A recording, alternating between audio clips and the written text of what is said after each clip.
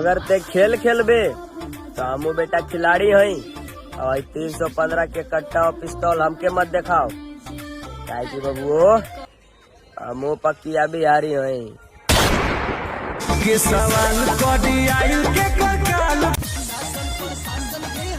अरे कि भैया सन के प्यार मिला था तो काहे हम केहू से डराई। कौन बिहार में ऐसा कुछ यार पैदा हो गई रे जो है यूपी के लड़का से फरियाई मारत मारत संपत्ति फाड़ दे बुझाई।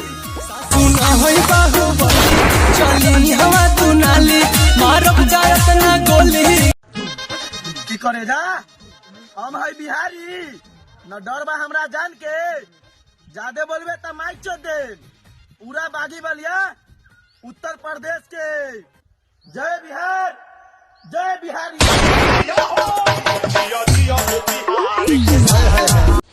तुम हल्के में ले रहे हो उत्तर प्रदेश वालों की कहानी को कि तुम हल्के में ले रहे हो उत्तर प्रदेश वालों की कहानी को एक झटके में समाप्त कर देंगे तुम्हारी भरी जवानी को।